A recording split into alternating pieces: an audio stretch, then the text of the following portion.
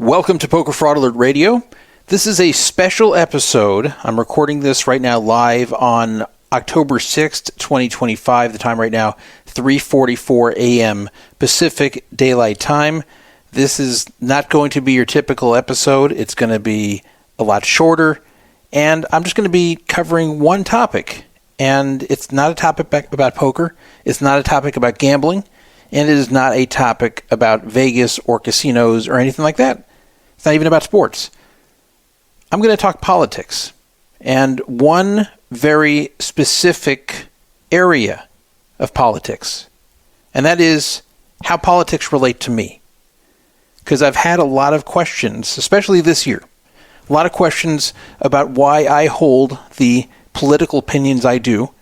And in fact, many people would expect that I would be on the other side from everything I seem to stand for. So this show is going to answer the question that many of you have had. Why is Druff a Republican?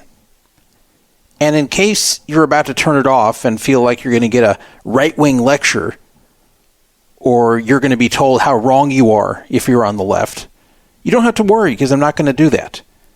This is not going to be a clone of a Fox News monologue. It's not going to be like the right-wing channels on social media. It's not going to be like that. This is about me. This is about why I personally started out as a Republican, and I'm still a Republican, and why I have not changed despite a lot of the things that have been going on in the past 9 months or so that are alarming some people. So I want everybody to understand this, because I've had people come to me, both radio listeners, forum readers, and even people in my personal life who just don't understand why I hold the positions I do and why I am not alarmed like they are, because they believe the country is descending into fascism. And how can I sit by and talk about unimportant things? And I don't mean the poker and gambling stuff. I mean, why do I focus on what they consider unimportant things politically, as they say the country is descending into fascist rule? So I'm going to answer all that. And I'm hoping that after you hear this, especially if you're on the other side, especially if you're on the left, or if you're a Democrat of any kind, hopefully after hearing this, you will not only understand where I'm coming from, but maybe you will understand where others on the right are coming from. And I'm not talking about Trump. I'm not talking about extreme right-wingers you see on X or on Facebook. I'm talking about average people who are voting Republican, who are not turning to the other side, and where you tear your hair out. How can they not see this? So I'm going to explain all of that to you from how I see it and why I hold the opinions I do. And maybe it'll make sense, because I'm not extreme. And I'm also an independent thinker. I am not somebody who just blindly goes along with whatever my party tells me I should believe. And I think you heard that during the COVID stuff in 2020 and 2021. I had a lot of criticisms for the right, and also a lot of criticisms of the left. So I was definitely my own man with that. And I'm really my own man with everything politically, even though I much more often agree with the right than the left. So I'm not going to pretend I'm a centrist. I'm not. I'm not going to pretend I'm unbiased, because I am biased politically. But I'm also not blind. And I'm not unable to see the faults of things happening on my side.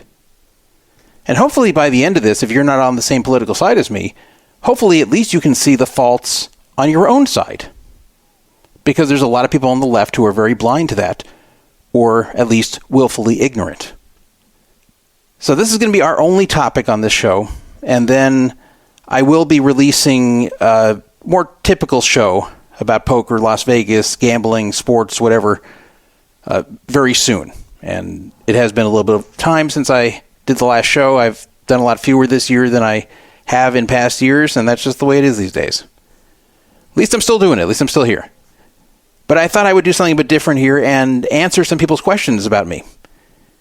Now, we don't have a call-in number right now, but we do have a text number, 775-372-8355, 775-372-8355. You can text me, and I may read your text on the show.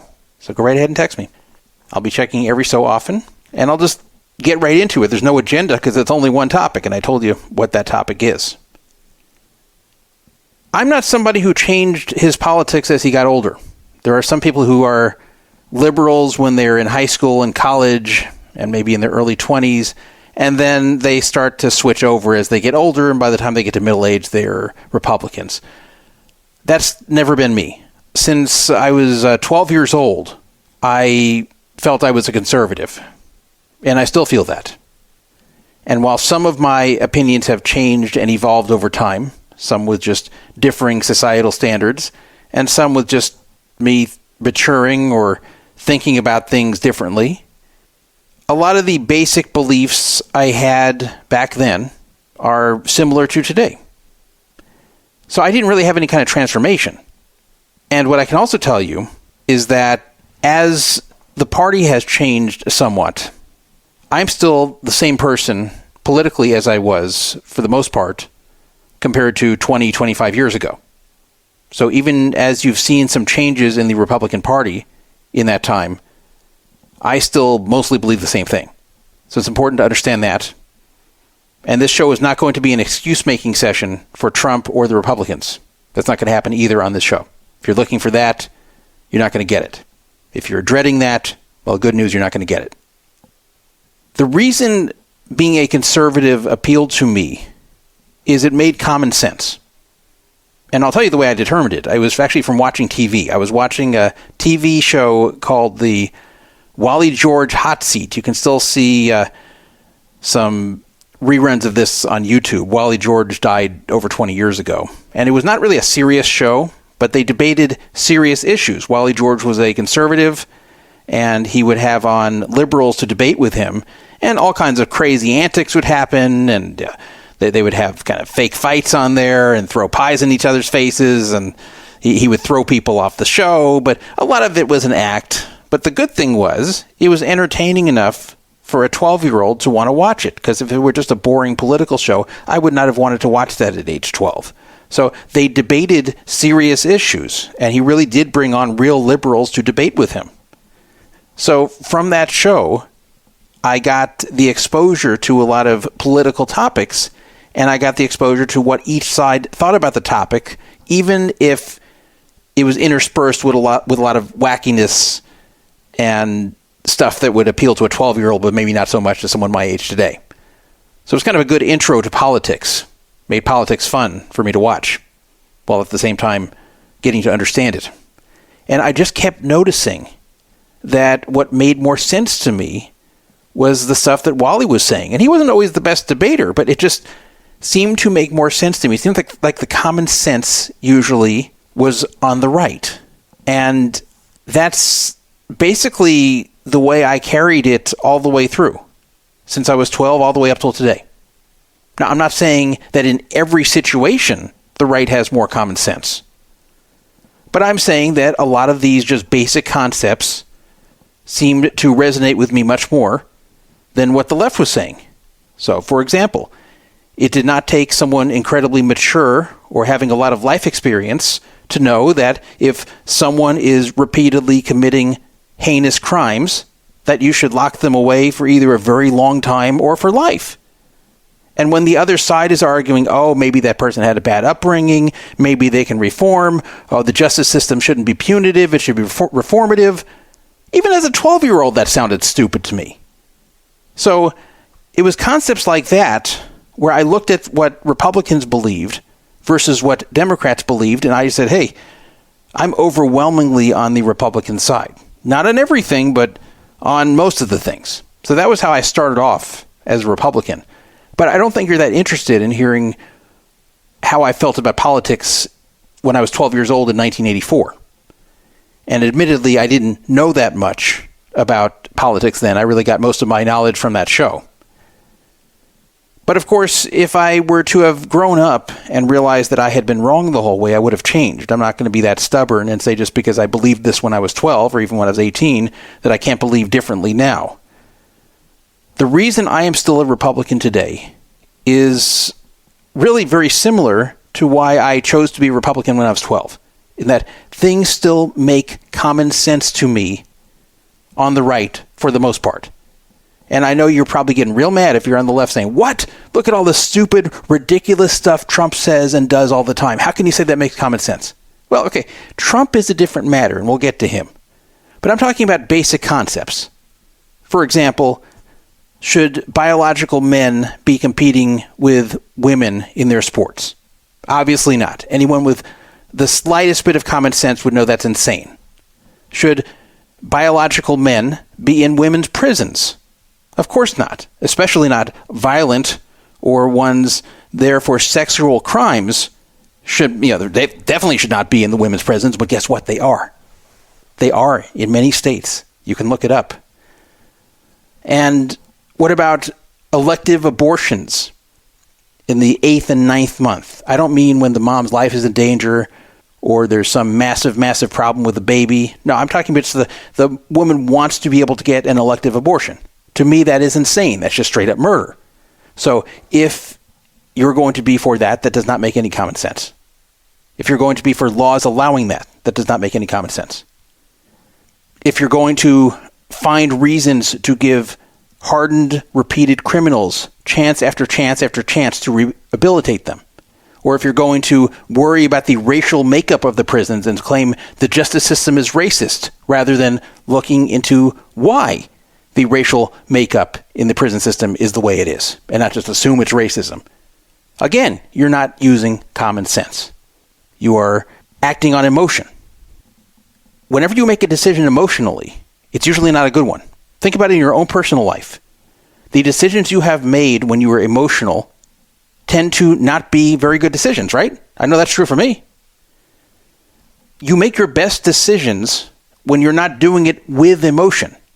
Now, emotion can inform your decisions. You can have a heart. You can be sympathetic. You can be empathetic. But if emotion is the main driver behind your decisions or behind the policies that you champion, then it's not going to be good. You need to make decisions. You need to support policy based upon the way life really is, not the way you wish life were. And that's the biggest problem I see with Democrats, is that they often will make decisions or support certain concepts based upon the way they wish the world actually was. And I'm not saying from the standpoint that if you go along with what they want, the world will become that. They're making the decisions based upon a false belief that it is already that way, that everybody can be rehabilitated, that nobody will ever abuse a law that is passed that is too permissive in some ways. They tend to operate a lot of times based upon the way they believe the world is, rather than what the facts actually say. And that is what really turns me off, among other things. That's just a very general overview of why I have always voted the way I do. I'm also a big believer that any assistance you give has to actually help. Otherwise, it's useless. So just trying to help is not good enough. Just feeling good about helping is not good enough. If you're going to help anyone or any group with anything, it actually has to be effective. And if it is not effective, if it is not inducing a positive result and helping solve the problem, then your help has been useless. And I have found many times on the left that it's more about feeling good about what you're doing rather than actually doing something that's going to help. So these are all reasons why I vote Republican, why I am a conservative, and why even when I see flaws on my side, and even when I see things on my side that anger me, I don't switch. But it goes beyond that, and I want everybody to understand what is really frustrating me and many other people on the right, and even some in the center, about the left. and why it really closes our mind as far as saying, okay, well, look, we've got to put everything else aside and we've got to vote for democracy, blah, blah, blah. Like, you can talk to you blue in the face and tell me all the different things Trump is doing or has done that you feel are wrong or outrageous or dangerous, and my response is basically going to be the same thing every time. Show me an alternative that makes sense. Don't just say you have to oppose Trump because he's this and that. Show me an alternative that makes sense, because the political system is binary. If Trump did not win the last election, then Kamala Harris wins the last election. And the policies of this country look very, very different. So it's not like I could vote for a different Republican. I tried during the primary, but I did not end up seeing that person elected who I voted for. But once Trump won the primary, it was either him or Kamala. First him and Biden, and then him and Kamala. It was a binary decision. So for me to even consider going the other way has to make sense, and the other way has to be good and honest with me.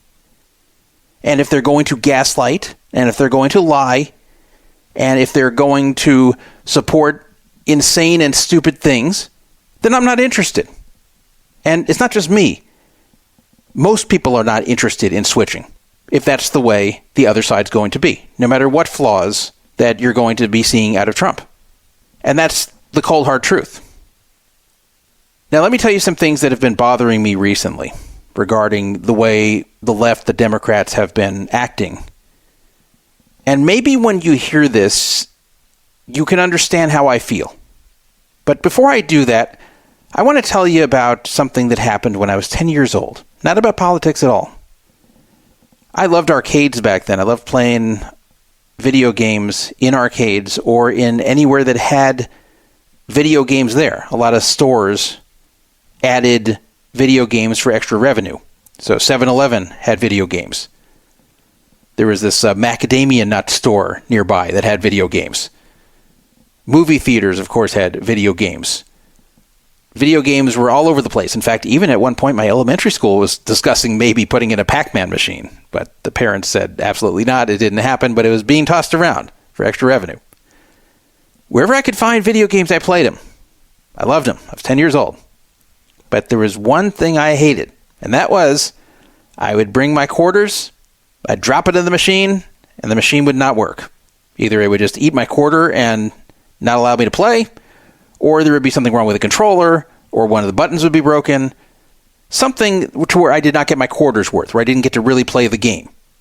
Now, if I play the game and just don't do well and I'm dead within 10 seconds, okay, fine. That's my fault for not being a good player. That's part of the arcade experience. But if the game does not work in some way, if it malfunctions or is broken in some way, then I should get my quarter back, right? Well, some of these places that had these video games decided they weren't going to give you the quarter back. Why? Because who's mainly playing these games? Kids. And they didn't feel like they had to show any respect to kids.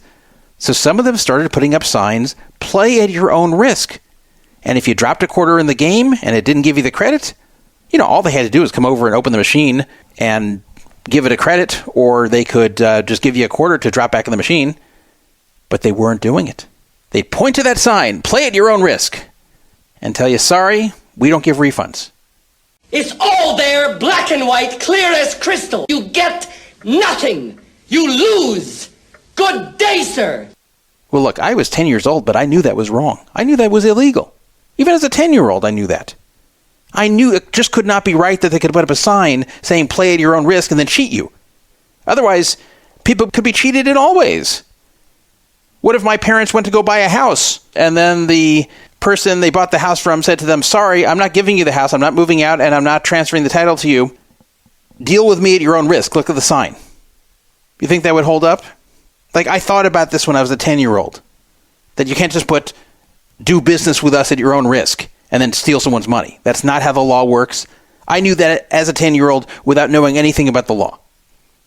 So I tried to tell them this isn't fair. I tried to tell them this shouldn't matter. But, of course, how much respect do you think these adults who were running these stores had for a 10-year-old?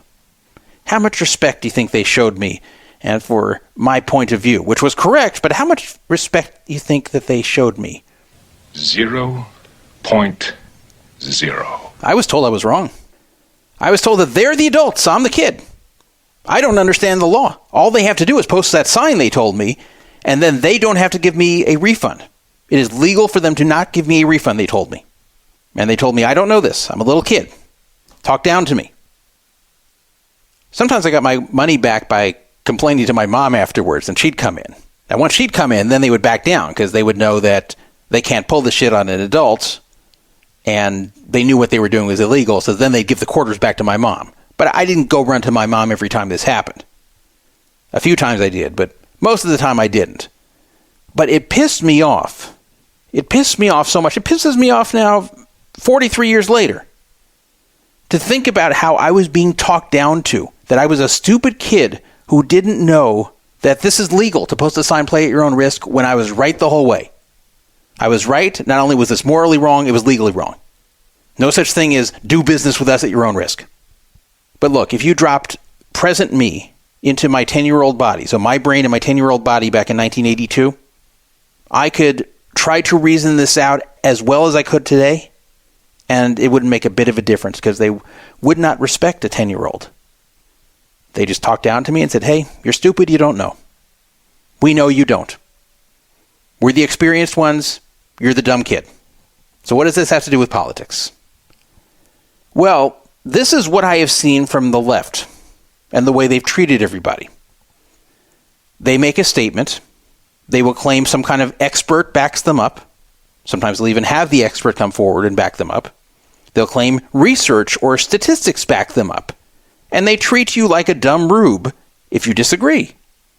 In fact, when I have had debates with people who are on the left, who are on Facebook, who are on X, who are on other forms of social media, at first, if they don't know me, if they're not familiar with me, they assume I'm one of these dumb, uneducated rubes that they can run over with this stuff. Then when I come back and debunk it all, then they have a problem. Some of them actually get angry and start calling me names or block me. And I'm always very polite. I'm always just, very straightforward and polite. But some of them get very nasty and rude with me because they think they're going to run me over with their BS statistics that are warped or misleading websites that are extremely biased and whatever. And then I take apart whatever they send me, and then they kind of panic. But the point is they're expecting me to not really have an answer to it. Because it's hard to have an answer when the experts are on their side. Or when they are the experts themselves, supposedly. I've even dealt with this in a customer service capacity that has nothing to do with politics. I've had it when I'm dealing with the cable company or the phone company or other companies that try to tell me the law. The reason they can't do something for me that I'm asking for is because the law forbids it or their contract forbids it. And they sound very convincing. And of course, they're the experts in their own industry, right? Not me. Except in a lot of these cases, I'm an expert too. So immediately I say back, no, that's not illegal. Let me tell you what is illegal, but not this. And then they get very flustered. They get very frustrated because they expect me to say, oh, okay, well, I understand. I understand you can't do it for me because it's against the law. And when I take apart their attempt to outsmart me with this or attempt to wave whatever their credentials are in my face, and then it turns out that I know more than they do, or at least as much as they do, then they get very frustrated. So I see this all the time, even in a non-political realm, just as I did as a 10-year-old. But I really see this all the time from the left, and so many times it is disgustingly misleading. So many examples of this I see. And I feel bad for the people who don't have all the facts, who haven't done the research, who may not be as well educated as I am. And they just get run over in these arguments by these supposedly educated people who talk down to them and link them a million articles written by experts. This is a form of gaslighting. This is a form of extreme dishonesty. When there's something that's not true, but you want to convince someone it is, and you pretend you're the authority on the matter, or that authorities on the matter are on your side, have fully researched it, have disproven it, and you're an idiot. And it really makes you feel small. It makes you feel stupid if you question it. So you really have to have good knowledge in whatever the subject is to be able to say, whoa, hold on a second. This isn't right. I saw a lot of this during COVID. And keep in mind, the right was very stupid during COVID. A lot of people on the right were dumb during COVID. They just would not accept that it was something that was real, that was dangerous, that was killing middle-aged people. For young people, it wasn't a big deal. But for anyone 45 and older, it was dangerous. A lot of people died. It was not just the flu. And the right did not take it seriously. The vaccine was actually useful. Not as useful as they said it would be, but it was useful. It did save a lot of lives. The right was dumb about that. So the right made its share of stupid mistakes, and they also pushed their share of misinformation about COVID. But, boy, did the left do it too.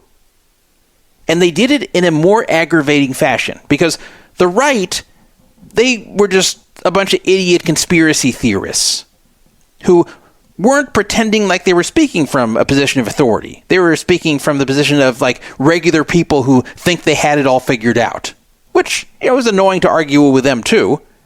But it's much worse when you're being talked down to by people who claim that the scientific institution is on their side. Remember the term trust the science? When they say the science is on their side, the experts are on their side. People used to ask me, where's your degree in epidemiology? Where are your credentials, Mr. Poker Player? I hated that because I knew a lot of what they were trying to tell me was either wrong or highly misleading. And it was amazing the ways that they twisted and turned and dodged and manipulated statistics just to try to keep control, just to try to keep the narrative that they are the experts. One of the most ridiculous ones.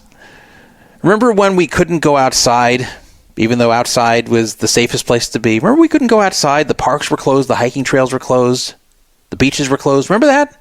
At the beginning, okay, they're trying to figure things out, but they figured out pretty fast that indoors is the most dangerous place, yet somehow we couldn't spend time outdoors either. Remember that? Well, remember in the summer of 2020 when the BLM riots broke out all over the country? And you had hundreds of thousands of people, sometimes millions in the streets, all crammed together? Well, of course, the question came, wait a minute, now how is that safe? If it's so unsafe to be with 10 people at the public park, why is it okay to be crammed with 100,000 people in the streets of downtown LA? Why? You're outside in both cases. Shouldn't the one with 100,000 people be like way more dangerous? Now, the truth was, neither of them was that bad because being outside was kind of hard to catch COVID. You could if someone was like coughing in your face or breathing in your face, but really beyond that, you're not going to catch COVID very easily because the ventilation is so good outside. It's just a completely different matter. So the truth is that neither of them were unsafe. But remember, we had been told that we could not go to parks or beaches or hiking trails or anything like that. Even places that you'd be unlikely to encounter many people at all, like a hiking trail. So why were these BLM riots okay? So the CDC actually had the nerve to say that this is okay because racism is a public health crisis. So basically, because racism is a public health crisis, that it's okay to engage in something a little bit less healthy in order to fight this worse crisis. Can you imagine? Racism is a public health crisis. That was the excuse they came up with. Because they wanted the riots to happen. They were supportive of the riots, if you remember. And they didn't want to tell everybody, go home, this is unsafe. They didn't want to try to clamp down on these riots. They didn't want to clamp down the same way they did if you tried to go to the beach and go surfing or go on a hiking trail. You couldn't do that stuff or the police would come arrest you. But you could gather in the streets and burn things down and beat people up, attack police. You could do all that in crowds of 100,000 people. Somehow that's safe from COVID because COVID says, you know what, I'm not going to infect this person because they're out here for a good cause. They're out here to fight racism. I'm only going to infect the people who are out hiking. So in order to explain the contradiction there, they actually came up with the excuse that racism is a public health crisis. Insane. And it wasn't just the CDC. It was that Democratic politicians, Democratic media figures were all supporting this narrative. They weren't laughing at this and saying, come on, this is so stupid. It's either safe to be out here or it's not. Don't say racism is a public health crisis. It's either safe to be out in a crowd outside or it's not safe. And if it is safe, then everybody should be able to go back out to the parks and to the hiking trails and to the beach. But they wouldn't say it. How dishonest was that? We had a lot of things like that during COVID. We had a lot of those contradictions. Remember Dr. Fauci saying that wearing a mask is not useful? And then a few weeks later telling everybody they need to mask up? And then he admitted that he lied because he wanted to make sure the healthcare workers got their masks? Well, then how can you ever trust him? Turned out he lied about a whole lot more than that. Remember how they would never tell you the demographics of the people who were dying of COVID? You knew it was mostly old people, but they tried to scare you. Every day on CNN is a different story about a 23-year-old in critical condition or dying of COVID.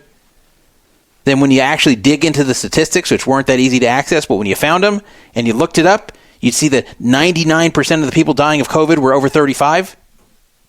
Even though people under 35 were like 40% of the population, and they're like 1% of the COVID deaths? How come that wasn't a story? How come nobody said that? How come the left and the media and the experts were not putting that out there? That's a very important fact, right? 99% of the people dying of it are over 35? You think that'd be a very big fact people would want to know. Why didn't you hear that at the time? The people who are following the science. So you see, there was a lot of dishonesty. I could go on all day. I did before when I was on this show. I used to do a COVID segment every week.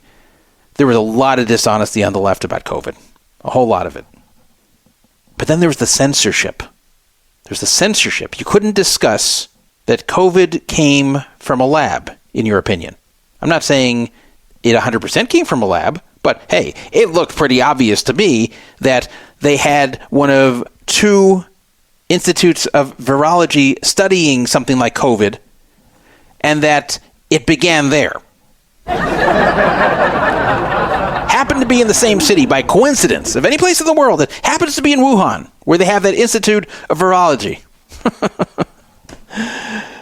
It was from eating bats, you see. It wasn't escaped. It wasn't an escaped virus that they were working on from their gain-of-function research. So at minimum, you would think this deserves discussion, right? And I want to even say that even if it's wrong, it's not going to hurt anybody. It's not like this is a discussion about how to treat COVID where someone does the wrong thing and dies. This is just discussing where it began. Well, we weren't allowed to do that. If you said that on Twitter, you got banned. If you said it on Facebook, you got banned. If you said it on YouTube, you got banned. And you know what? Figures from the government were asking these social media sites to ban people for saying that. So it wasn't just private companies deciding what to do. The government was strongly suggesting this to them. But why? Why shouldn't we be able to talk about the origin of a novel virus that's killing tons of people? Well, because it was said by Democrats that it's racist. It's going to cause anti-Asian hate.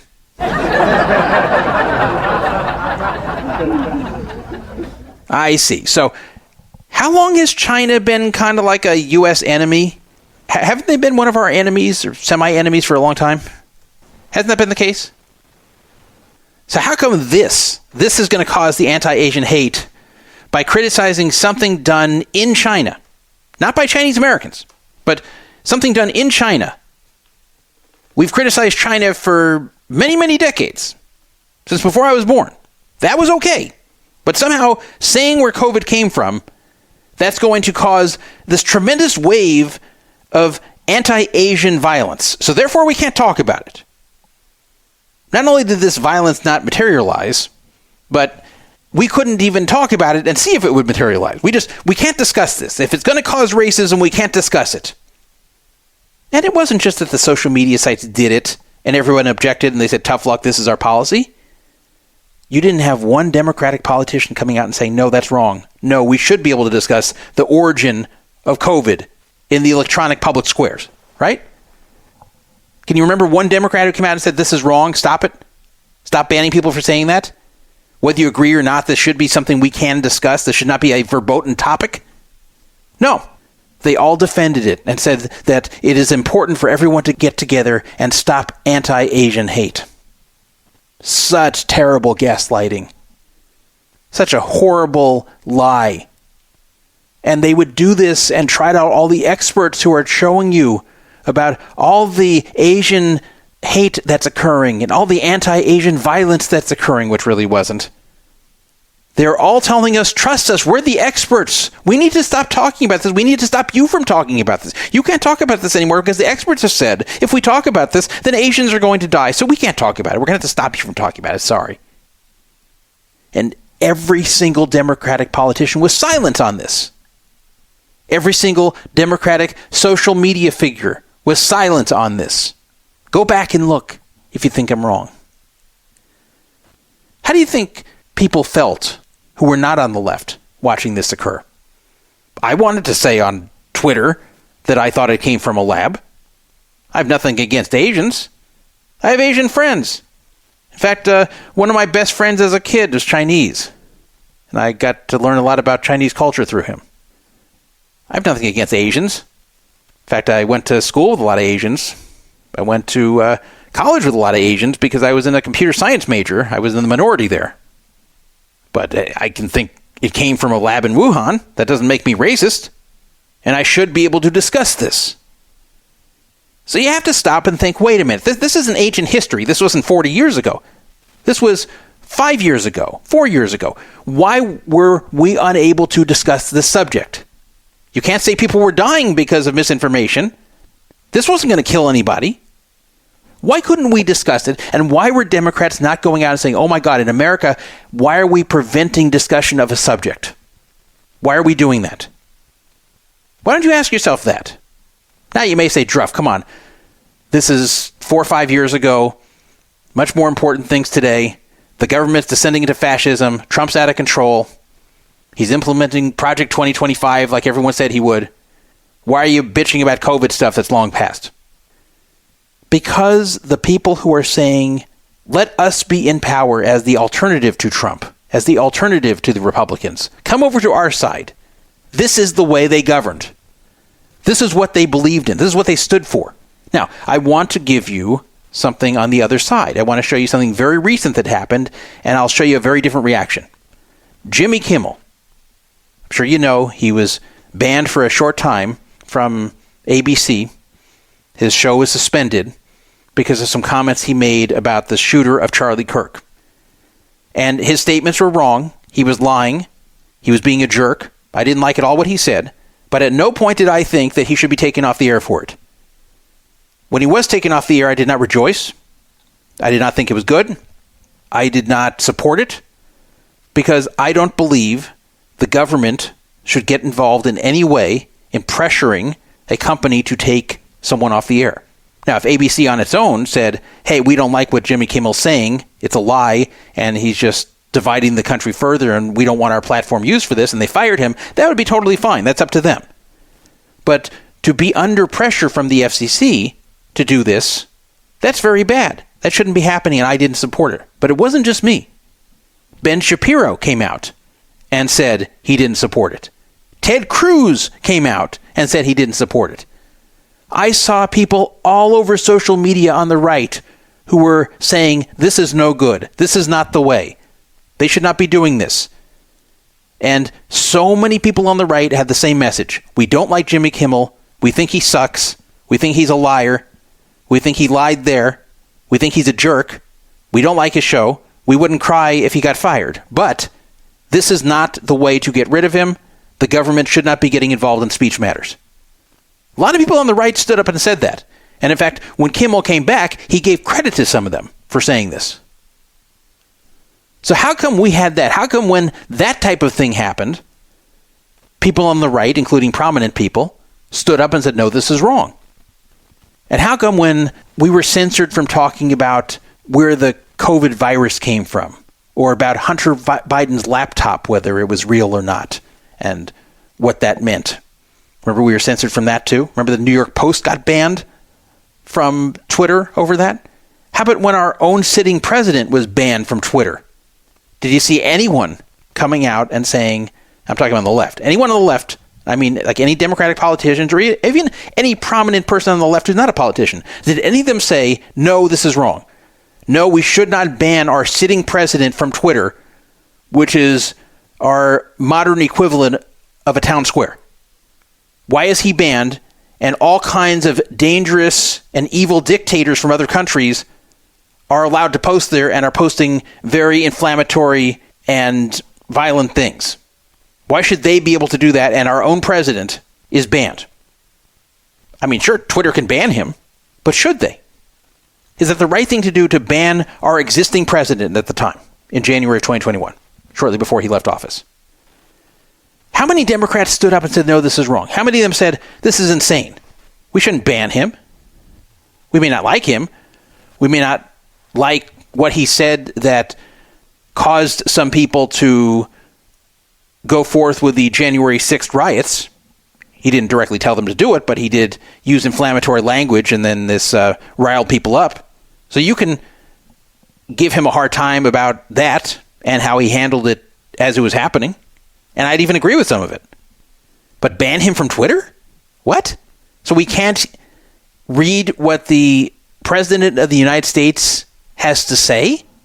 Do you think I would have ever supported a ban on Biden or Obama? No. When Biden and Obama were the president of my country, I wanted to read everything they had to say, whether I liked or didn't like it, because they're the president of my country and I want to read what they have to say, right? So why should you not want to read what Trump has to say when he's president? Why should he be censored from that on Twitter? Again, how many people on the left stood up and said, this is wrong? This shouldn't be happening. This is insane, banning our own president. Like him or hate him, he's our president. He should be able to have a platform to speak. How come you didn't see that objection? These are the people who want power instead of Trump. See the issue?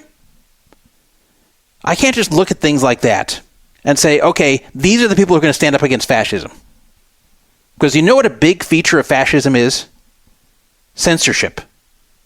Suppression of the opposition. Prevention of opposing speech. Casting the other side as dangerous. That's always how it begins in fascist societies. When fascism rises, it always begins that way, where the opposition is silenced, where their voice is suppressed, and everybody's told it's for their own good that they can't hear what the opposition has to say. Because they might be tricked, you see. It's better that nobody hears it. When you hear that, you know it's somebody who is being dishonest with you. Because if they're being honest, they should not want to silence those who are opposing them. But how come there was no objection to that on the left? So I don't believe these people are going to fight fascism. I don't believe that they think suppression is a terrible thing. I think they only believe it if it suppresses things that they want to say. But if it's the other side, well, then it's dangerous or hateful. Then we need to stop people from hearing it. How about on college campuses? And forget what happened to Charlie Kirk. I'm talking just your average speaker on college campuses. You know how many times they've been chased off or threatened by leftists on campus who don't want them to be able to speak? Or interrupted over and over by people on bullhorns or playing loud music or screaming just so nobody can hear them? How often do you see that happening to left-wing speakers? When left-wingers get up to speak, how often are they stopped? You don't see that often, do you? Especially not on college campuses. So I just don't believe that side is very dedicated to free speech. And you know what? That's always been a very, very big issue to me. Very big. And if you've ever followed the forums I've administrated, including Poker Fraud Alert, I'm sure you see that. And if you've just generally followed me, I'm sure you see that I'm a very pro-free speech guy. In fact, I even said during the whole Kimmel thing, I'm a free speech advocate first and a conservative second. And that's true. But I don't think the Democrats are the party of free speech. I don't think the left is the political side of free speech. Because if they were, then all these things earlier in the 2020s would not have happened. All those things I just listed would not have happened. There was tremendous censorship to the point that it was scaring me. I really thought we were going to end up under fascist rule, but not right-wing fascist rule, left-wing fascist rule, where we were going to be told what we can say and what we can't say. Remember, even the Major League Baseball All-Star Game got moved from Atlanta to Denver in 2021 because they didn't like Georgia's voting laws. Georgia wanted to have voter ID, and it was said that the whole state of Georgia is racist for that reason, and they moved the All-Star Game to Denver, so Georgia doesn't get the benefit of it. Never mind that it was a lot of black-owned businesses that ended up getting hurt by this, because Atlanta has a very high black population, a lot higher than Denver, which is very white, but, it only matters what looks good. It only matters if you think you're fighting racism, not if you're actually helping people of color. That was a perfect example of that. But can you imagine? The corporations were bowing down to that extent. They felt they had to do this in order to please the powers that be. It was an insane time. So I saw pretty heavy speech suppression going on in the U.S. in the early 2020s. And you know what? I'm seeing it going on in 2025 right now in the UK.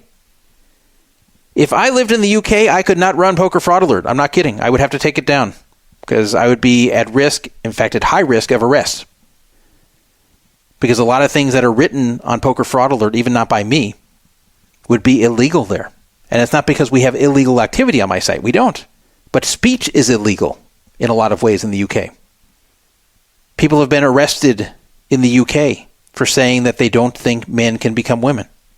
And by the way, guess which political side over there is supporting these arrests and these speech restrictions? It's not the right.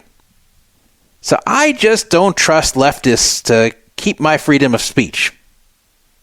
Now, Trump isn't perfect himself with freedom of speech. Trump is always wanting to suppress speech that is criticizing him. That's why he has this lawsuits against the New York Times. That's why his FCC was going after Jimmy Kimmel. There's a lot of stuff that Trump does related to speech that pisses me off, that I really don't like. And that's why I never voted for him in any primary. But don't try to tell me that Trump is the fascist who's trying to silence speech after I just lived what happened in the early 2020s. And when I saw complete silence, in fact, silence or support of the terrible speech suppression that was going on with no good reason behind it, other than to simply censor people that had a different opinion. I talked before about gaslighting. And I'm going to go back to that thing that happened when I was 10 at the arcade. Remember? I was right, but they were telling me I was wrong. They were telling me that they were the ones who knew better. So there's that form of gaslighting that comes from the Democrats with the fact checkers that are all on one side, with the experts who are all on one side. And we're actually told, oh, don't worry about that. It doesn't matter if they're all on one side. They're still researching the truth. You can trust them because they're fact checkers. They're dedicated to the truth. We just don't like the fact that the truth always seems to be on the left side. So don't worry that all the fact-check organizations are filled with people who vote Democrat and none who vote Republican. That's fine. We can trust them, right? And the mainstream media, same thing. And the expert class of scientists, same thing. We just have to trust that all their conclusions are going to be unbiased, even though personally they're very biased. Right. And I had the nerve back in the early 2020s to make the radical suggestion that we have fact-check organizations that are open and transparent with who's doing the fact-checking and the political makeup of the fact-checkers, and that we should not trust any fact-checkers who are all on the right or all on the left. That we should have a mixed group of people. We should have a fact-check organization where people work cooperatively who are on the right, center, and left.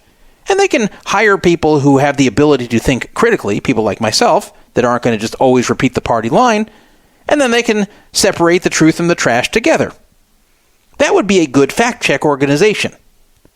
I, in general, don't really like fact-checking because again, it can always be biased. But if you're going to have one, that's the way it's got to be. But I had people, intelligent people, telling me there's no problem if a fact-checking organization has 25 out of 25 people who vote Democrat. I don't know how you could make that comment with a straight face and really believe it. So this is where I simply just don't trust what the left is trying to put out. When they're trying to trick me with fact-checking organizations that are super biased, with a mainstream media that's super biased, with coverage of certain topics and non-coverage of other certain topics based upon their bias, I can't trust any of it. I'm sorry. So if you want to win me over, if you want me to say, hey, you know what, I don't like a lot of what Trump is doing, and Trump is very unpresidential, and he's kind of crazy, and he's kind of immature, and he's not who we should have as a president. We need someone more sane. We need someone more stable. We need someone who respects research and scientific work more, who makes better and saner appointments to work under him. Come on, Druff, how can you not support working against everything he's doing? And I'm saying, okay, stop being crazy yourself then. When your side stops being crazy, when your side stops lying, when your side stops gaslighting, I will consider it. Not before then. But there's another form of gaslighting, which I was getting to, that also really pisses me off, that the left does. And that is the don't pay attention to this, it's barely happening, or it's not happening, gaslighting. I've heard this so many times in the last 5 years or so. Don't worry about the men and women's sports. It's barely happening. Don't worry about the men and women's prisons. It's barely happening. Don't worry about the late-term abortion. It almost never happens. It's always, this doesn't happen, this doesn't happen, this doesn't happen. But then if you say, well, wait a minute, if it doesn't happen, why is it so important to you guys? Well, you never get a straight answer. You just get back, well, no, it's actually important to you guys. You're actually making it the big deal. We actually don't care about it. This is a very small thing. Like, Druff, with everything happening, with all the fascism that's taking place in America right now, how can you care about whether a man is in women's sports? And I say back, okay, if this is such a non-issue, if this is so small and insignificant, why doesn't the left, why don't all the Democrats say, you know what, we concede it. We concede it. You know what, we agree. We're not going to fight this anymore. We agree.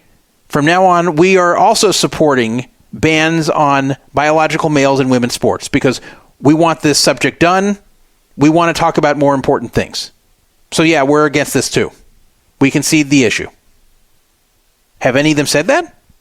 Like a few, like Bill Maher said it, but not many. Most of them will fight tooth and nail to keep this. Why? I mean, they lost the last election largely in part for that reason. Why are they fighting so hard for these insane ideas? We also heard it about DEI and CRT. Oh, those don't exist. Those aren't really happening.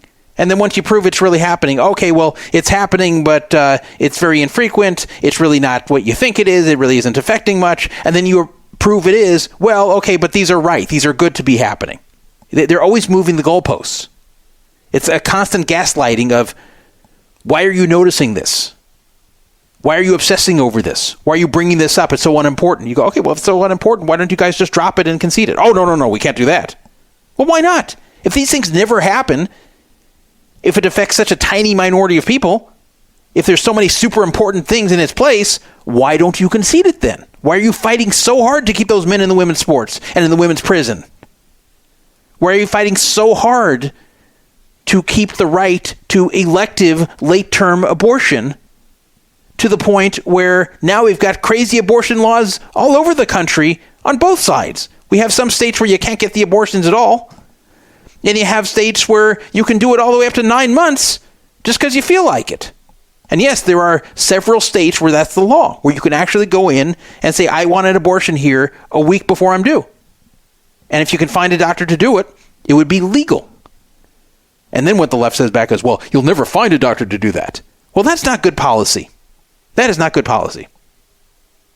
In my neighborhood where I live, fortunately, there's never been a murder in the history of this neighborhood. Isn't that nice? Makes me feel good. But Does that mean they should make murder legal in this neighborhood just because nobody in this neighborhood has ever murdered? No, of course not. Something's either right or it's wrong. Something's either allowed or it's not allowed. If it's something that is bad that should not be allowed, you should not craft the law around whether it happens often or not. So if voluntary, elective, late-term abortion is wrong, then outlaw it. It doesn't mean you have to outlaw all late-term abortion, where if it's medically necessary, it should be allowed. I agree with that. But it has to be pretty serious at that point to warrant it.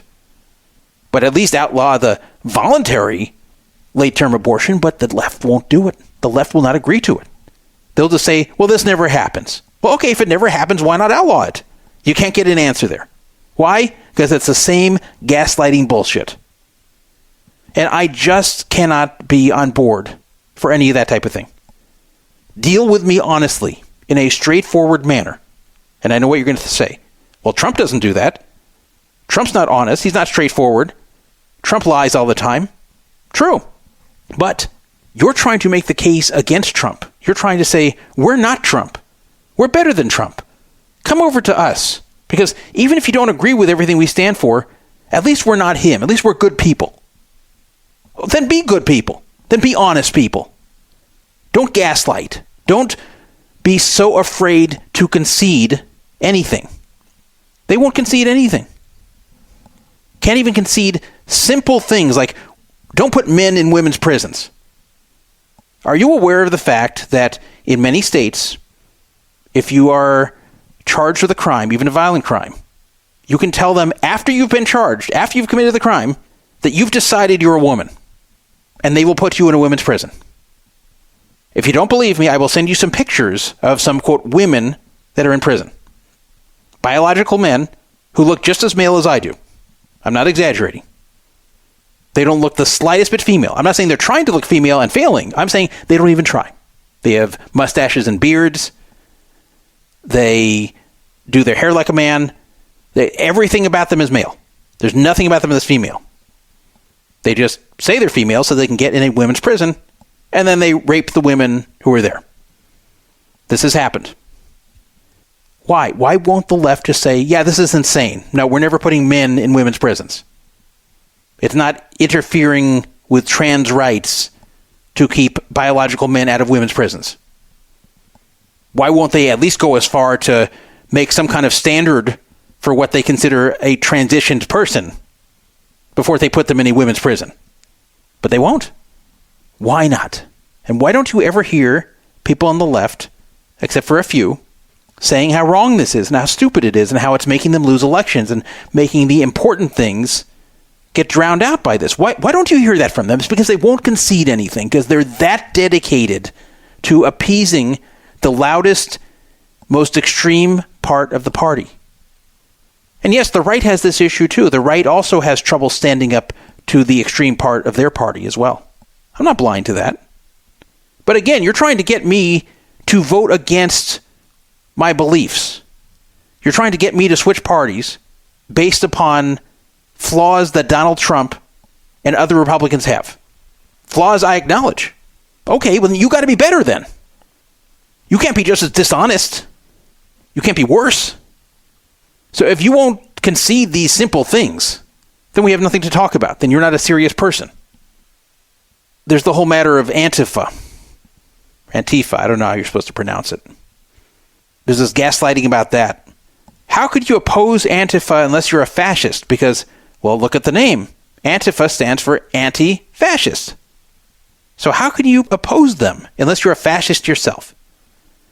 And then you're told they're actually a peaceful protest group. There's only a few people, once in a while, who do something violent from Antifa. But for the most part, it's a very peaceful organization. And then you show them all kinds of counter evidence to that and say, no, they're not peaceful. In fact, they don't even say they're peaceful.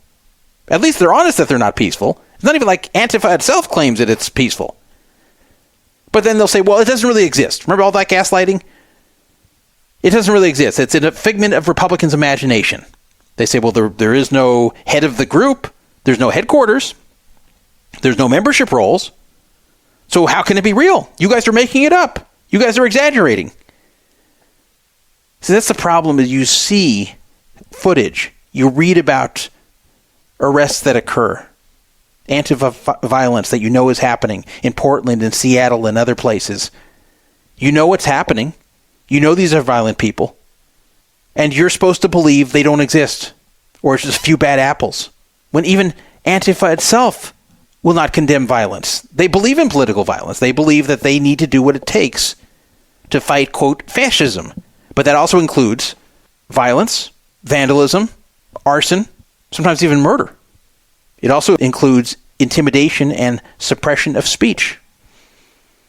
Antifa believes that if you're engaging in speech they don't like, that they have a right to beat you up. Sounds pretty fascist to me. So just because you call yourself Antifa doesn't mean you're anti-fascist. That means you just call yourself anti-fascist. People can call themselves anything. It doesn't make them that. But there's been so many lies over the years that it doesn't exist, or it almost doesn't exist. There's a few people here and there, and for the most part, when it does exist, it's very peaceful. It's just people expressing themselves. It's not violent. That's just a right-wing conspiracy. Right-wing lies coming from Fox News. See, why can't the left just say, Antifa is violent? We don't approve of this. We don't approve of what they do. This is not the way. This is not what we support. We support peaceful protest. We don't support beating people up for having a different view. We don't support attacking government employees, burning government buildings, taking over entire neighborhoods. We don't support things like that. We don't support intimidating people out of speaking their opinion out in public. But they won't say it. They just deny it exists or downplay the whole thing. Tell you it's your imagination. You're just gullible for believing Fox News. That's what they tell you. See, I can't get on board for any of that stuff. You've got to be honest with me if you want me to give you any respect. If you want me to consider voting against my own beliefs, then you've got to show me that you're at least honest with me. And I talk with people on the right, and they largely feel the same way I do. They largely feel like it's not even an option to consider the Democrats because they're so tired of not being told the truth. They're so tired of being treated like they're stupid. Just sit down and shut up and listen to the experts. What about this Washington, D.C. thing that happened a little while back where Trump was going to put the National Guard there? He actually did. He put the National Guard in D.C. because of the crime problem there. This actually was his right. D.C. is under federal control. So there's no states' rights issue. So really the federal government controls it and can do this. It's very different putting the National Guard or other federal troops in D.C. versus somewhere like Chicago. That's a very different matter. I don't support just sending in the National Guard to Chicago because the crime is bad. I know Trump wants to do that, but I don't support that. I don't think that's right. I think each state should be in charge of their own crime situation, except for things like riots or any kind of other incident that's occurring. But if it's not a specific incident, if it's not a specific problem, if it's just general high crime, that's not up to the federal government to get involved. So I'm against that. But D.C. is not a state. So it's fine if Trump wants to clean the place up. And I understand the other side. I would understand if someone says, look, that's still not the right use of the National Guard or any of our military to try to clean up the crime in D.C., even if there is no states' rights issue at play. It still has the local government. Just let them handle it, even if you don't like the way they're handling it. This really shouldn't be something that the federal government does. I don't completely agree with that, but I can understand it. But that's not what we got. You know what we got back? We got back that crime in D.C. is actually not a problem. It's actually a safe place.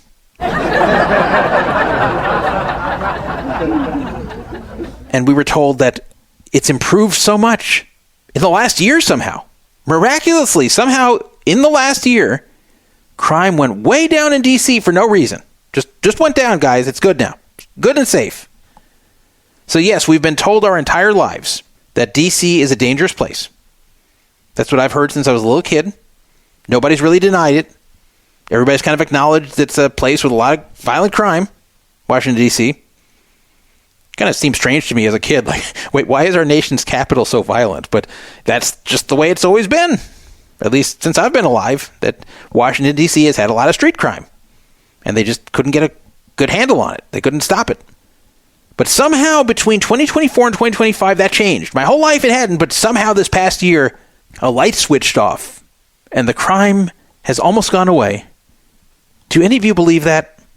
Or do you think maybe the city is playing games with their crime numbers? The police didn't agree. The police in D.C. said, oh, no. The crime is no better. The crime's just as bad as it was last year. Still very bad here. And the response was, oh, well, you can't believe them. The police are lying because they want to justify their high budgets. So we're not supposed to believe the police who are out there every day. We're supposed to believe the city officials who claim that crime just magically went down over the past year, right before Trump wants to send troops there. Isn't that convenient? And I tried to argue with people on the left saying, look, I understand if you don't like federal troops being used this way, but you can't tell me D.C. safe. Oh, well, look at the statistics, 35% down and this and that. I'm like, no, guys, this is not real. Well, how can you say it's not real? The city is putting this out. The city is not going to lie about this. It defies common sense. I'm sorry. If D.C. has always been a dangerous place, if there is no reason why the crime would have gone down in the past year, you can't just assume it's gone down because the city said so. Especially when the cops say, no, it hasn't. But if you dared say that D.C. has a crime problem, then you're a racist, then you're someone who is a conspiracy theorist, you're someone who they can't take seriously. And that's what I mean. Just to lie over and over and over again, and you're given some bullshit data to convince you. Oh, here's another one.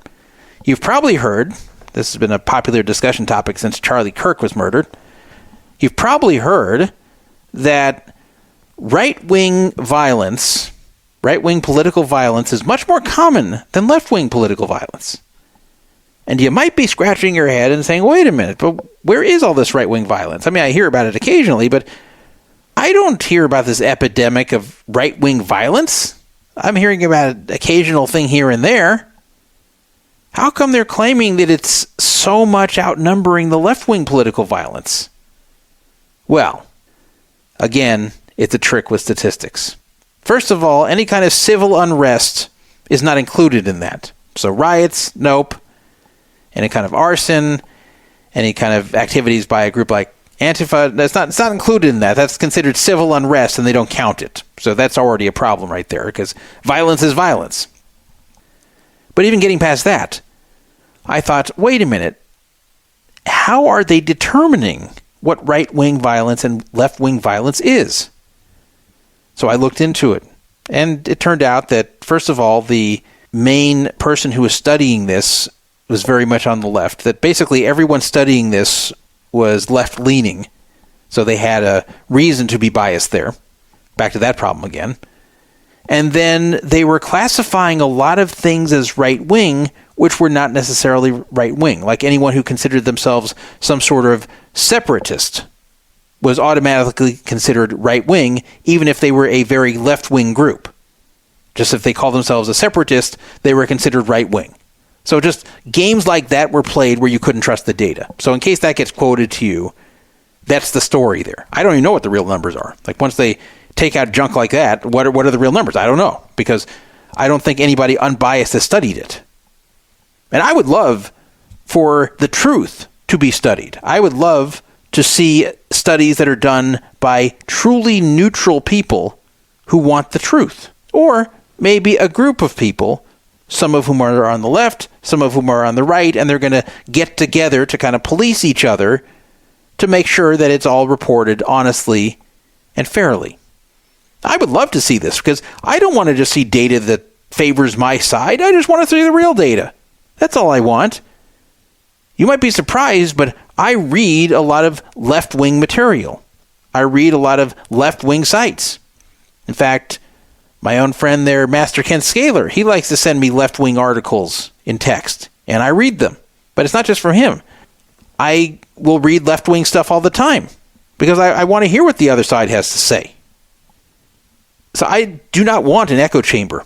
I never joined any of those right-wing social media sites like Truth Social or Parler I had no interest in that. I don't want an echo chamber. My own forum is not an echo chamber. There's a lot of left-leaning people on Poker Fraud Alert.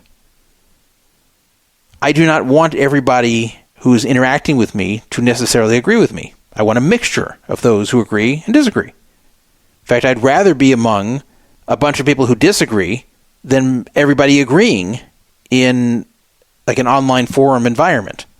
I think it's more interesting to discuss things with people who are on the other side than have an echo chamber. So I'm the last guy who'd ever want an echo chamber. Sometimes I'll read an article on a right-wing news site and I'll go, I don't know what to believe here. Like, this is pretty outrageous what they're claiming is happening, but who knows? They're biased. I want the truth. So then I go searching for the truth. I start looking on other sites that aren't known to be biased and see if I can find information about this so I can piece together what the truth is. I really do this. So I don't want to just see whatever makes the right look best. I just want the real statistics. I want the real story. Here's something that's also been bothering me. Remember in the late 90s when the Columbine school shooting happened? And there was an incorrect narrative that went around at the time that the reason that these two boys shot up their school was because they were unpopular and they were bullied. And this was their form of revenge. Well, it turned out that wasn't true. I don't think it was even intentional misinformation. I just think the wrong story got out. It turned out these boys were pretty popular and they had two pretty girlfriends there. So these guys did not have any kind of popularity issue at school, nor did they have trouble getting girls. They were just psychos. But anyway, something good came from that inaccurate story making the rounds, and that was it started a conversation that was long overdue in this country, and that was about bullying in school. Prior to then, everybody was aware that bullying happened in pretty much every school, but it was just kind of an accepted fact of life. There wasn't a lot of effort put into stopping it, unless the bullying got very serious, and sometimes not even then. And there were many kids who grew up, and when I say kids, I don't even just mean kids in the 90s or kids in the 80s. I mean, going back decades, even before I was born. Kids who grew up who were made miserable at school. You ask them about their childhood, and they'll say, I'm glad I'm not a kid anymore because everybody bullied me. Everybody was mean. Everybody hurt me, either physically or emotionally. It was terrible. It was a terrible time in my life. Some kids will tell you, or some adults will tell you about their lives as kids. And that's very sad. Your childhood should not be like that. There is something to be gained from adversity in school. You shouldn't be shielded from all criticism. You learn from those criticizing you. But there's a difference between criticism and negative reinforcement for bad behavior and just someone being picked on and made miserable. So I thought, you know what?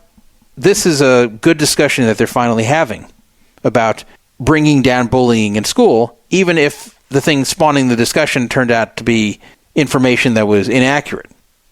Doesn't matter why we're discussing it, but the fact that it's being discussed was good, I thought. And sure enough, in the 2000s, remember the Columbine shooting happened in either 98 or 99, late 90s. In the 2000s, as a result, most schools implemented what was known as a zero-tolerance bullying policy, where they really started clamping down on bullies. They said, look, if you're caught bullying, you're going to be in big trouble. And when we catch you, not only will you get in some kind of immediate trouble, like detention or something like that, but if it continues, if you don't immediately stop, you're going to find yourself suspended or expelled. And guess what? Guess what happened, everybody? Bullying went way down. Now, I'm not saying the right did this. This was actually the left, because the schools are really run by the left. The people running schools, I'm talking about public schools, they're Democrats. So good for them. I supported this. This wasn't something done on my side of the aisle, but I supported it. I thought it was a good idea. The zero tolerance bullying of the 2000s in schools was very productive.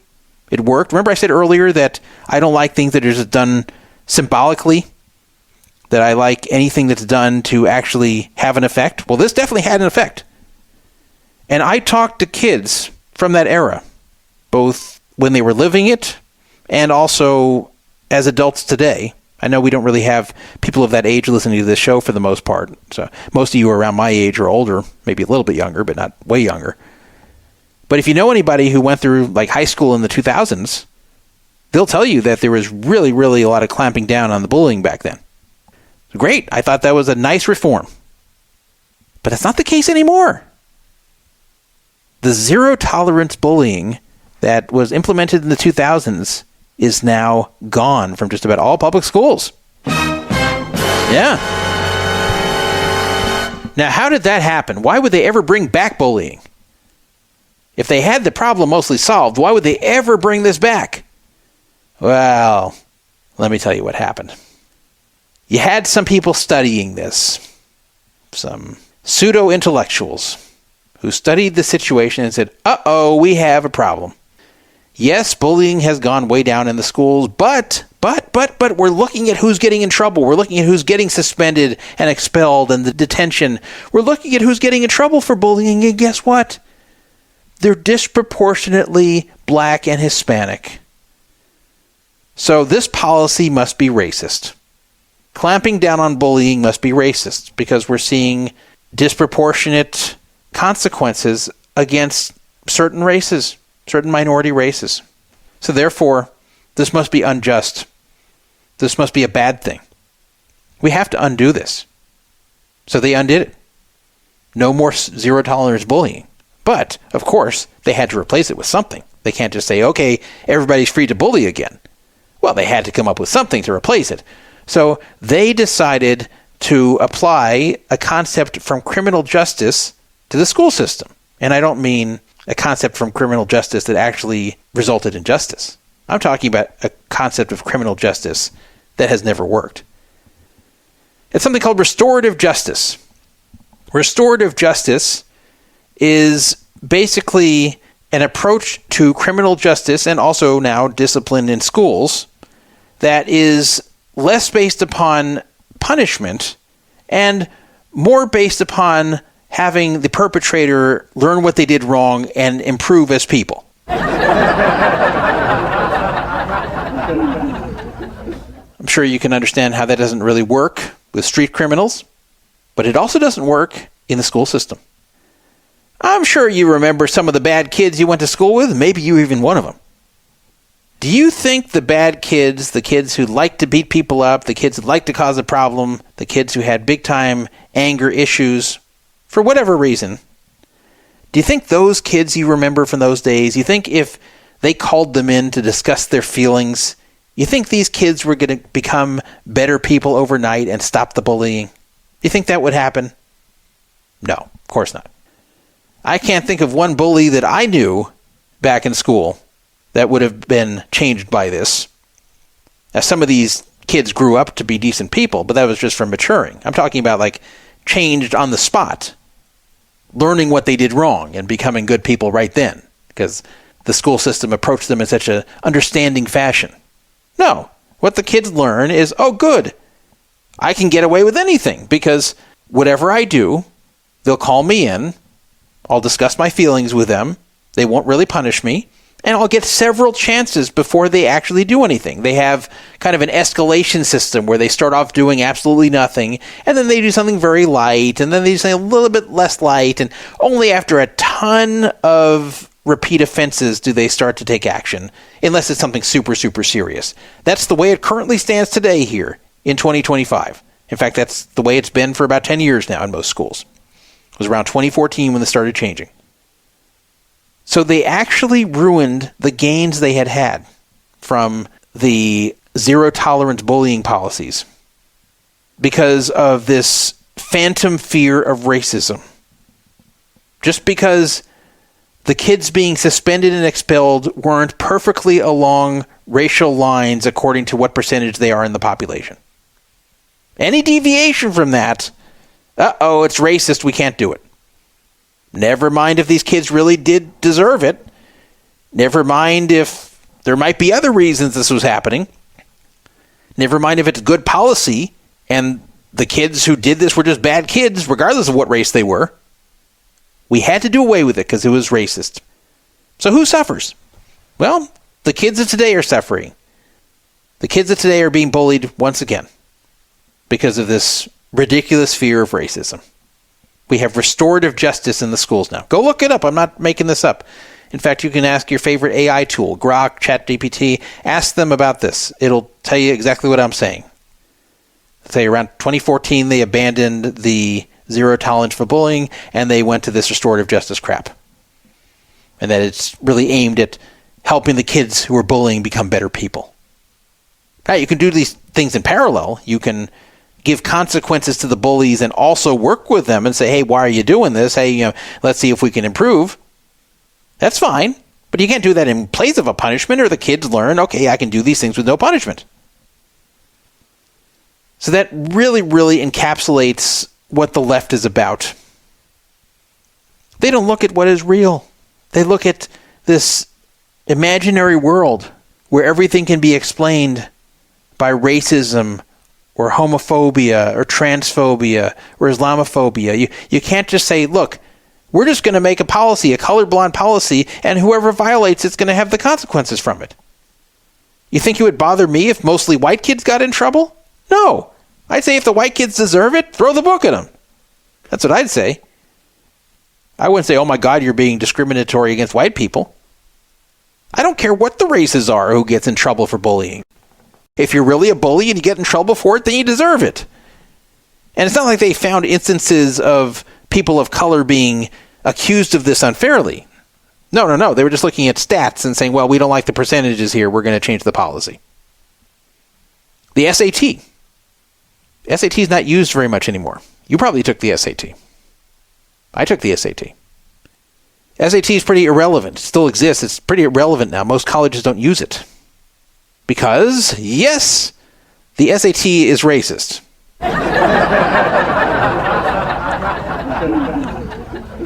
Why? Because once again, they found that the white people, the Asian people were scoring higher than the other minorities. So, therefore, it must be racist.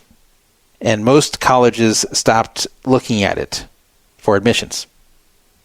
And you may say, okay, well, at least that helps the black people, Hispanic people who don't score as well. Well, no, it doesn't. It does the opposite. Why? Let's say you are a black kid living in the inner city and there's a lot of distractions. Your parents aren't very present. You live in a bad neighborhood. It's hard to concentrate. A lot of things that are kind of stopping you from having the same school experience and the same parental supervision as a kid in the suburbs. So as a result, your grades are not that good. But you're also very naturally smart. So you don't get very good grades, and then you want to go to college, and you are smart. How do you show that college that you're actually smart and maybe they should take a shot with you? Can't show it by your grades because you didn't do very well. Well, in the past, you could show it through the SAT, because the SAT is not an achievement test. The SAT is an aptitude test. It's called the Scholastic Aptitude Test. Now, it's not perfect. I have some opinions about how it could be modified to be better at doing what it's trying to do, but it does have some utilization in being able to predict whether someone has the aptitude, the intelligence, shall I say, at least the book intelligence, to be able to succeed in college. So what you will have with the SAT, you'll have some students who are straight A students who don't get a very good score, because these are students who just aren't all that naturally smart, but they're very hardworking, and they basically work themselves into an A. And then you have the opposite. You have some students who get a pretty high SAT score that have very mediocre grades because these students are either lazy or have some other kinds of issues, so it's holding back their grades, and yet they're very intelligent. And so back in the past, colleges could look at some of those students and say, hey, you know what? This guy's grades weren't very good, but he has a great SAT score. We're going to take a shot on him. We'll take a shot on a certain percentage of students who seem to have potential and just really couldn't get it together in high school. But they can't do that anymore. There's no way to identify them anymore if that test is gone, right? You can only do it by grades. And by the way, guess who has a big leg up on grades? Rich kids who go to private school. Because the dirty secret about the private school system is that the grades get inflated. Because the parents pay all this money. It's very expensive to send your kid to private school. Parents pay all this money. They want the grades to be good. Otherwise, why not just put the kid back in public school and get better grades and have a better chance to get into college? So the private schools don't want to mess this up, so they inflate grades. This is well known that there's tons of grade inflation in private school. So if you're a rich white person, you can put your kid in the private school and get their inflated grades. And the poor people in the inner city, they can't do that. They don't have that option. They've got to earn their grades. So removing the SAT and just doing it by grades. Who benefits? Oh, yeah, the rich white people. So stupid. So stupid that they did this. So the geniuses on the left who had the SAT removed in order to prevent racism ended up making it more difficult for intelligent people who are of other races that didn't get good grades, that are from impoverished areas. These people can't be identified anymore. They made it easier on rich white kids. Good job. Good job. Again, it's symbolism over substance. I can't be on board for symbolism over substance. I just can't. You guys know me on the show. Like, I come out and I tell you the way things are, at least the way they are from everything I can see. I'm not always right, but I come out and I tell you what my observations are about whoever and whatever it is. I don't come out and say something to make myself popular or because I'm trying to go along with the crowd or something that will get people to give me a lot of accolades. No, I just come out and say the way it is, and sometimes it pisses people off. I've gotten in big controversies because I have come out with certain opinions and statements and observations that some people didn't want to hear. So that's why I cannot ever be on board with any kind of political party or movement or side that engages in a lot of symbolism and puts that ahead of substance. I'm a believer that good legislation is good legislation and that it should not matter who's affected by it. If it's good, it's good. If it's bad, it's bad. In my opinion, it does not matter how many people are incarcerated or the racial makeup of those incarcerated, as long as those people really did the crime of what they were accused, and as long as the sentence makes sense for what they were convicted. That's it. That's all I care about. I have no care at all what race they are. I have no care how many of them are in prison. And when I say them, I mean people, not just of a certain race. I mean, I hear all the time, oh, we have the highest percentage of incarcerated people of all developed countries. Yeah, we do, because we have the highest crime rate of all developed countries. Let's say we had an issue here in the United States where 60% of people were violent criminals, like very violent criminals. Like if we didn't incarcerate them, they'd probably kill everybody. What should we do with that 60%? Well, we'd have to either incarcerate them or kill them. Because if you let them just roam out in society, then they're going to kill the other 40%, right? This is, of course, just a hypothetical, but I'm saying, what if we had that situation? Would you say that it's unjust because we had that 60% of the population incarcerated? If you said that, you'd be a moron in that case, because if 60% of the population were murderous maniacs, then yes, it would be correct to have that many people incarcerated. Whereas if we had a very peaceful and law-abiding population, and if 99.5% of the population was very peaceful and law-abiding, and we had 1% of the population incarcerated, well, that's bad. Because there we have double the people incarcerated that we should, right? So it's not about the percentage that's incarcerated. It's about, are they being wrongly convicted, and are they being over-sentenced? And from everything I've seen, the answer is no for the most part. Once in a while, there's a wrongful conviction. Once in a while, there's an over-sentence. But it doesn't happen often. It's usually an under-sentence, to be truthful. But the problem is the left obsess over this. They say, wait a minute. Look how many people are in prison. Wait a minute. Look at the percentage of people in prison that are young black men. Now, at the same time, you can work towards solving why that is. You can put some effort through social programs to maybe change that. But you can't do that in place of criminal justice. You do it along with criminal justice. But the problem is the left wants to do it in place of criminal justice. That's where the whole defund the police thing came from. Remember the riots? Remember the riots in 2020? I talked about them earlier. Remember how insane those were? It went on for months in some places. There was very little pushback in many of these cities that were controlled by Democrats against the rioters. It was actually considered okay. People were angry enough to riot, so let them riot. Let them destroy everything. Let them burn things down. Let them beat up innocent people. Let them kill innocent people. Let them destroy businesses, large and small. Doesn't matter that we have laws against this. Doesn't matter that you can't have a civilized society if people are allowed to go through the city and riot whenever they're unhappy about something. We just have to let them because, well, something racism. And you had so many people on the left, both politicians and just regular people online, defending this. Think back to 2020. How many people on the left of any kind were saying, this is wrong. This rioting shouldn't be happening. This needs to be dealt with another way. You think there's racism in police departments? You think the George Floyd thing was a murder? Okay. Let's deal with this in a peaceful and sensible fashion. Not rioting. Especially since a lot of them rioting are just doing it to create mayhem and not really to make any kind of political point. But even if it is to make a political point, you can't allow this. And I remember asking, what about the small business owners who had their businesses burned down? They didn't cause this. They weren't racist. Why are they being victimized here? And you know what I was told by multiple people? They have insurance. It's fine.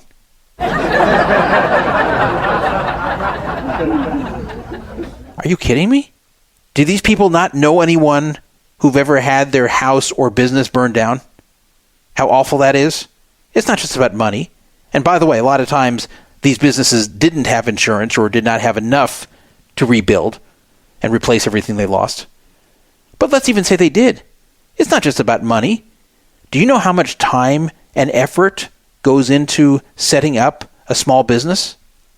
Do you know how many precious things there are sometimes in these businesses that people personalize their business with that are gone when they get burnt down? Things they can't replace? Do you know how much time they will have wasted to have this all destroyed, or they have to start it up all over again? Do you know how much it will affect their business long term when they have to be closed for a long time to rebuild and people forget about them and regular customers go away? You think it's just about insurance? Crazy. Imagine how selfish you have to be to say that small business owners are fine when rioters burn down their business because they have insurance. It's okay. If they have insurance, it's fine.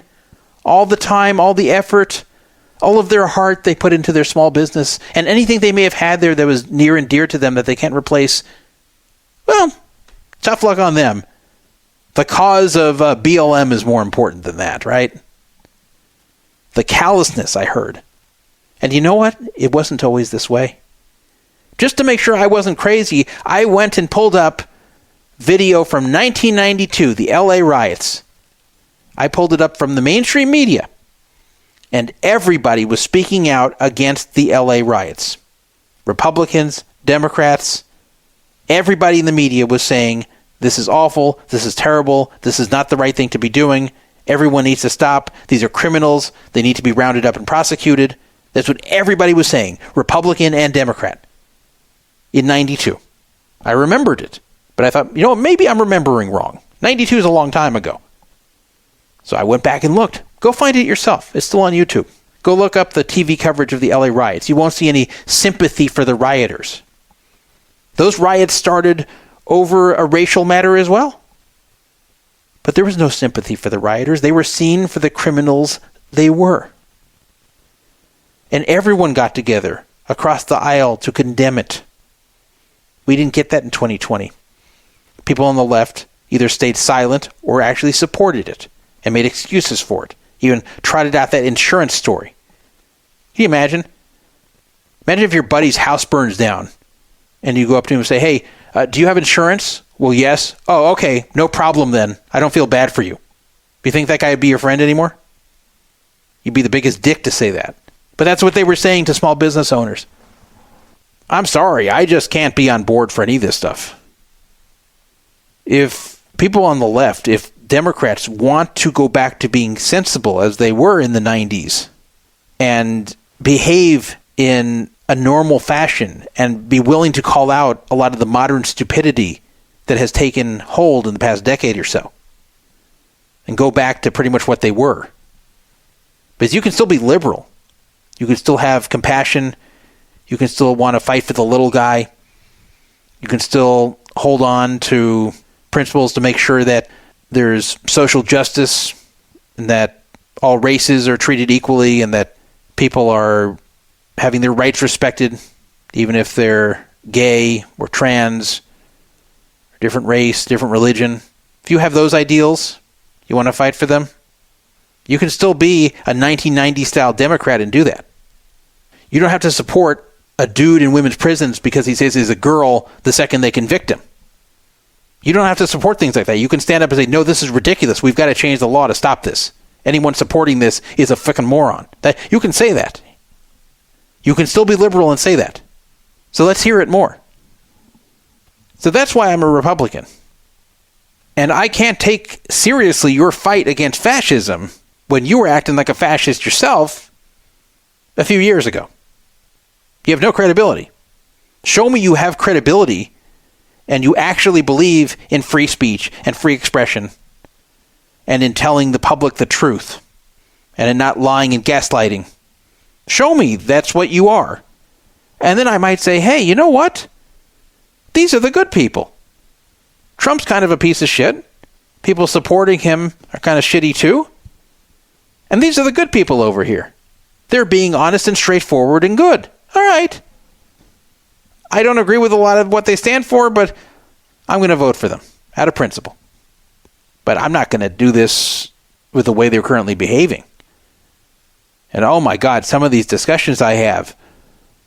You don't understand. These things need to be done in order to fight fascism. There's been nothing wrong. I actually asked somebody on social media. I know there's just one person, so they don't represent everybody. But I asked somebody who'd been really going off on Trump every single day on Facebook. And I asked this person, can you name one thing in the year 2025 that you don't agree with that's come from the left? And their response was about a Democratic politician they criticized from the left. They didn't think that Democrat was left enough. So that was how they criticized him. And they're trying to show me there that they don't always agree with the Democrats. I'm like, no, that's from further left. But tell me one thing that you think the left has done wrong in 2025. And they were dodging the question. Oh, all Democrats have done in 2025 is try to fight against Trump's fascist agenda. There's nothing wrong with that. I said, no. I'm not just talking about Democrats. I'm saying the left in general. You've been on a lot of leftist sites, I told this person, because they have. I've seen the sites they've been on. Tell me of all the things you've read. Is there one thing you disagree with? Is there one thing you can point to that you've read in 2025 that you don't like or don't agree with? They couldn't. They wouldn't go as far to say there's nothing, but they couldn't name one. They kept trying to change the subject. And they said, oh, what about you with Trump? I said, oh, yeah, sure. And I listed 10 things right away that I didn't agree with. I listed 10 things. They couldn't list one. I used to make this agreement, this bargain with people on Twitter after January 6th, 2021, which I didn't support at all, by the way. But I said to them, I will publicly call to track down each and every January 6th rioter and have them arrested and prosecuted. I will call for that to be done. If you will call for every BLM rioter who broke the law to be tracked down and prosecuted, none of them would take me up on it. Why do you think that is? Why am I willing to do that, but they're not willing to say they want the BLM rioters to be tracked down and prosecuted? And do you know why? It's because they actually support this. See, protest movements, even very large ones that span an entire party, they need their foot soldiers. They need the people who do the dirty work. They need the ones who cause a problem to get the attention. And you can't always say that you approve of this. So what Antifa is doing, what the BLM rioters were doing, what they were really thinking is good. Good. We like seeing this. But they can't say that. They can't say that out loud. So they just make excuses. They don't want to clamp down on it. They don't want these people in trouble. They don't want this stopped. So they don't want to condemn it. But they don't want to outwardly support it and then have it thrown back in their face later. So that's where you get the weird excuses and denials and the gaslighting that I keep mentioning. If you want to text me about any of this, 775-372-8355. From the 331, I totally disagree that the, quote, left support for riots, maybe some on social media for clicks, but most like myself always supported peaceful protests, but riots and destruction of public or private property can't be tolerated. I hated the George Floyd riots and the attack on the Capitol of January 6th. Well, guess what? We agree. Unfortunately, I don't see many like you on the left side of the aisle stating this, especially the politicians. I did not see this. I saw some very, very weak condemnation of the BLM riots, like well into them, but very, very weak. Like, come on, peaceful protest is really what America is about. We really shouldn't have violence here. It wasn't like, oh, these are criminals, let's round them up and arrest them. Nothing like that. It was just very, very light and weak. So I'm glad you think this way. And see, I agree with you too. I want anyone who riots to be arrested. Otherwise, you can't have a civilized society. You can't have it if you tolerate riots on the right. You can't have it if you tolerate riots on the left. And I know there are people who are on the right who see the January 6th rioters as heroes. And they're not. They invaded the Capitol building to try to overturn an election. Those not heroes. I think some of them were overcharged. I believe all of them should have been charged, by the way. I'm not saying they shouldn't be charged. Some of them who just kind of walked in and milled around and did nothing, I think they should have been given some sort of conviction and punishment. But I felt some of those were overcharged. But I wasn't crying for any of them, truthfully, because they knew what they were doing. You're not supposed to force your way into the Capitol building to try to overturn an election. I mean, you do that, you're going to face consequences. And same with if you're going to go out and burn the city or beat people up or throw things at cops, you deserve whatever's coming to you. So this 331 person is texting me actively. They said, my friend group feels this way too. We go about our daily lives middle left, very similar to middle right. Okay, good. I'm glad there's people like you out there. But unfortunately, I'm not hearing this from the politicians, and I'm not seeing this much on social media. I'm not saying there's no people out there like that. Obviously, you're one of them. And that's what I was hoping I'm going to reach here. Like, the extreme people on the left are not going to accept my message here. They're going to come up with every reason why I'm wrong. I mean, what's also weird, too, is there's people who were once center and even once kind of like center-right that have hated Trump so much they've become like very, very left and don't realize it. So they'll say, oh, I'm not a Democrat. I'm not on the left at all. I'm just a person who's commenting on what they're seeing. But then, like, every position they take is like super left. And, it's fine if your politics change. I know people whose politics have changed all over the place. I've seen people who have been left go right, and I've seen people who are right go left. In fact, I've seen a lot of this in the last, 5-6 years. I knew somebody who was very left that was so turned off by the way the Democrats and the left dealt with COVID and the dishonesty that was taking place from an institutional standpoint that they were getting angrier and angrier, and then they started to question a lot of the far left views they had held before. And this person didn't become a Trumper or anything. They didn't even become right-wing, but they became a centrist. And they were very critical of the Democratic Party and the left when they were very, very, very much on board with everything the left was doing prior to that. So I watched that happen. I watched that happen with a number of people. And then I saw a number of people go the other way as well. Here's a text I got from the 864 about this subject, about someone who definitely changed their political side.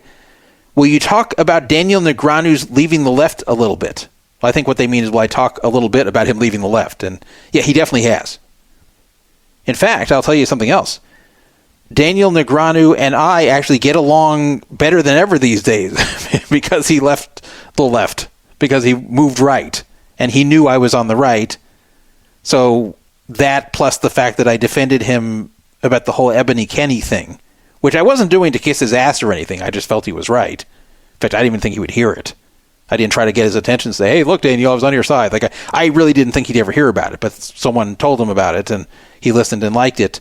But then he's also warmed to me more because he's changed his politics, and he's gone from left to right. He's not like super right, but he's definitely moved a lot to the right. And he is one of the people who got turned off by things the left was doing over the last several years. So I've really seen it go both ways. So it's funny when I'll sometimes have people talk to me about Negreanu who are politically conservative, and they'll say, this Negreanu guy, he seems like a decent guy, but, I hate what a lefty he is. It just really pisses me off. And I go, well, you should look at his Twitter these days. You won't think that anymore. And it's not an act or anything. Like, this is really what he believes. I've had discussions with him. I've had private discussions with him about political matters, and I can tell you it's legitimately what he believes now. Now, maybe one day he'll change back. I don't know. But for the moment, I would describe Negreanu as center-right, and definitely very openly critical of a lot of policies on the left. I'm not sure what caused this specifically, but I started to see more and more criticisms pop up from him. And I'm like, you know what? I don't think he's on the left anymore. And then he wasn't. But, that's been the case for a very long time, where people just change parties or change their political beliefs. And it goes both ways, and that's fine. But just admit it if it happens. Don't say, I'm neither conservative nor liberal, and then you're like totally on the left side on everything. Like, remember that stupid Lincoln Project? Remember those videos? Remember that group? Yeah, that was a grift. That was not really sincere. But basically, it was a bunch of former Bush-era Republican operatives who had fallen out of favor for one reason or another, so they were unemployed and broke. And they started this Lincoln Project, which supposedly were ethical Republicans who were opposed to Trump. That's why they called it the Lincoln Project, because Abraham Lincoln was a Republican. They're saying, we're an old-school Lincoln Republican, which is kind of stupid. It's such a different time. But we're the type of Republicans that Lincoln would approve of. And we are very, very opposed to Trump, and we're not going to support him no matter what. We're basically never Trumpers. And they were putting out all these attack ads against Trump and soliciting donations, and they got a ton of them. Now, the big fraud of the whole thing was these were not Republicans who were just attacking Trump. Their ads were also expressing very clear left-wing talking points. Like, they might as well have been ads from the Democratic Party. These were not people saying, well, the Democrats are doing this that we don't like and that we don't like, but do not vote for Trump. It's not worth it. That wasn't the message. The message was Trump's wrong on A, B, C, D, E, and F, even though Republican positions have always been D, E, and F. So you can't say that. You can't say we disagree with everything Republicans stand for, but we're still Republicans. There's no such thing as that. If you disagree with all or most of what a party stands for, you're not part of that party. I don't care what way you're registered. And I've seen it the other way, too. I've seen some supposed, quote, liberals or Democrats on social media who are just always taking the right side. And they're doing it because that gets you more attention. People love when someone on the other side agrees with them. So it's much more compelling to say, I'm a Democrat, but I agree with everything the Republicans are doing, or I'm a Republican, but I agree with everything the Democrats are doing, than just to say, I'm a Republican and I agree with the Republican side of things. Like, that's very boring. So that's why a lot of them do it. There's a lot of grifting with that sort of claim. So it happens both ways. Now, I'm not saying Negreanu is doing that. As I said, his beliefs are sincere. I'm saying some on social media whose shtick depends upon clicks and interactions, a lot of times they're doing it for that reason. And that's definitely what the Lincoln Project was doing. And if you look into them, they were very scammy, not just based on that, but they also were hiring themselves as consultants and then spending the donated money on their own consulting firms. And obviously that's not right. So just because they make little ads making fun of Trump that you may enjoy does not mean that they are good people or that you should donate to them. And Stephen Colbert, as much as I don't really care for him, I will give him credit that his show actually called out the Lincoln Project for what they were. So that I will give him credit for. But too often these days, we have people that get enamored with anyone who says what they believe. And they don't bother to look deeper into it. One of the people I long called out as a phony and someone that I did not like and did not enjoy seeing rise into prominence was right-wing social media figure Candace Owens. She always struck me as a phony. She always struck me as someone who was not sincere. So I was speaking out against her long before she turned against the Jews and went down her whole path of anti-Semitism, and also just some really weird stuff like insisting that French President Macron's wife is a man. She really is dedicated to that one, which is really strange. I mean, the story of the Macrons is very disturbing without any allegations of Mrs. Macron being a man. I mean, it was a grooming situation of like a 40-year-old woman grooming a 16-year-old boy. Like actually having a relationship with a 16-year-old boy when she's like 40. Like that's not a sweet story. That's a sick story. So why that's not given more attention from that standpoint, I don't know. But she's not a man. But Candace Owens insists she's a man. But she was always someone who I never thought was a serious or sincere person. She was a gimmick. Her gimmick was, I'm a black woman who speaks well and takes the right-wing side on everything. And you had all these people on the right on social media going, oh, isn't this cool? A black woman agrees with us, and look how well she speaks. And, wow, you know, if only all other black people thought like this. Yeah, follow Candace. And they loved seeing that. They loved seeing that someone who would normally not be a Republican, a black woman, was so much on their side and could articulate it very well. And they didn't bother to think, wait a minute, maybe this whole thing is invented. Maybe she's doing this on purpose so she will get clicks and likes and make a lot of money. And that's what she did. So it's not a surprise that she has evolved in various other ways since then, and not in a good way. But I was never one of these people impressed with her, saying, oh, wow, so it's a black woman on our side. Oh, cool. I didn't say that. I said, this is someone who doesn't seem sincere to me. And it wasn't because she's a black female. Like, if she seemed like a sincere black female, I'd be happy to have her in our party. In fact, I'll tell you, I think most of right-wing social media is trash. And I'm not just talking about the anti-Semitic ones. There are ones who are not anti-Semitic that I still think are trash. I think there's a lot of misinformation. I think there's a lot of half-truths. So often I'll hear them talk about something and then I'll look into the real story and they're leaving out a lot of it on purpose. And I don't like that. And for that reason, I don't consume that much right-wing content. I do watch Ben Shapiro. I think for the most part, he's a good guy. Sometimes he will say things too that I think he's purposely leaving things out of the story. But for the most part, he approaches these matters at least in good faith. And I often agree with his takes anyway. But even when I don't, I think he's usually approaching them in good faith. But he surrounds himself with a lot of people that are not very good and are not very honest or sincere. But I think most of the right-wing space on social media is kind of trash. So I don't really watch or listen to or read most of it. It just kind of infuriates me. So I'm definitely not a guy who likes echo chambers. I've even considered maybe I should start some kind of right-wing channel myself. And I think, you know what? I don't think I want the hassle from that, because you become such a lightning rod and just everybody goes after you. And do I really want to deal with that at this age? I probably don't. But I think, wouldn't it be good if you just have someone on the right that's just accurately breaking down things, whether it's going to be flattering to the right or not? I'd like to be that guy. I'd like to be... There's so many times I'll see just things posted on Facebook that are just so full of crap from people on the left that are twisting things so badly, and then I correct them and I get in arguments with people on there, or debates, whatever you want to call them. But the problem is, like, it has a very small audience. Like, I think, it would be cool if I had a channel with a large audience where people could have me break these things down.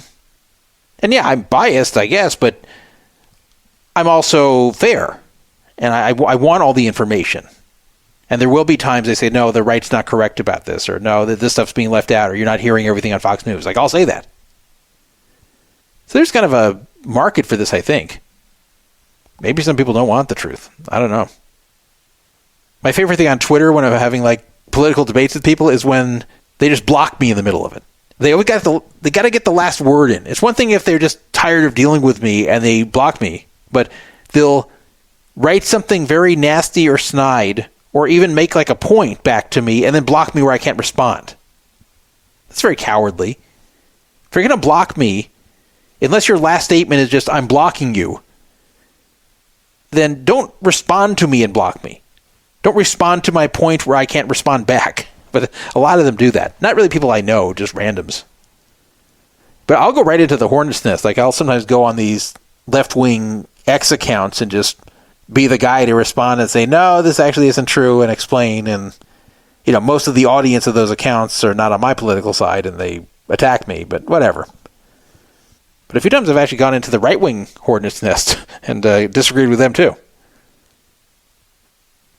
I got to end this soon, but I'm going to urge you, no matter what political side you're on, to verify what is being told to you, whether it's by government officials, by the news, by social media, even by your favorite content providers on the internet. Don't just blindly trust them either. And understand that there's a lot of lies out there on both sides, a lot of information being omitted to change what's really happening, and that you need to really be your own person as far as determining what's right, what's wrong, what's truth, what's a lie. And it's not always the way you'd like it to be. It's not always where one party's good, the other's evil. If you cannot look at today's modern left and say, I disagree with 1, 2, 3 things they're doing. If you can't do that, then you're a stooge. You're someone who does not think for themselves. If you are on the right and you cannot find anything wrong that MAGA is doing, that Trump is doing, if you can't find anything you disagree with that right-wing figures are saying except from further right, then you're also a stooge. You're also not thinking for yourself. Because there's no way you're going to agree with one party entirely or one side entirely. There's just no way. There's got to be some issues where the other side might have a point, at least somewhat of a point. And, you know, it's okay to look back and say, hey, we screwed up. We shouldn't have banned the president from Twitter. We should not have suppressed the discussion of where COVID came from. We should not have suppressed COVID discussion in general. We should have been honest about the danger and lack of danger to the young people with COVID. We should be honest about the fact that the guy who shot Charlie Kirk is very likely a person from the left, and that does not indict all left-wingers. The message from the left after that should have been, it kind of looks like he's one of us, but we don't support this. We're very against this. This is very bad. We want to discourage anyone from ever doing this. We condemn this fully. He's not one of us just because he believes some things we do. But instead, we had this weird attempt to convince everybody he was really on the right. Well, his parents were conservative. Oh, okay, well, if his parents were conservative, you know, no one has ever had conservative parents and been liberal ever, right? Never happened in American history. Never. I mean, look, the guy, his own parents said that they had a lot of political arguments with him over the past year or two. They were conservative, they said they were, and they had a lot of political arguments with him. So where would that put him? On the left or right? And he shot Charlie Kirk, according to his own text messages, because Charlie Kirk was, quote, hateful. Hateful. Who uses that word? Do you hear right-wingers say hateful? Never. That's a left-wing word. Hateful.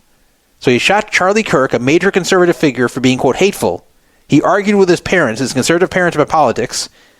He was gay and had a boyfriend who was transitioning, and they were both furries. But somehow he's a right-winger. I mean, can you imagine making that argument? Can you imagine trying with a straight face to say, yeah, we think he might be on the right? Or we can't really tell what he is? No, just fucking admit it. Just say, okay, this was one on the left.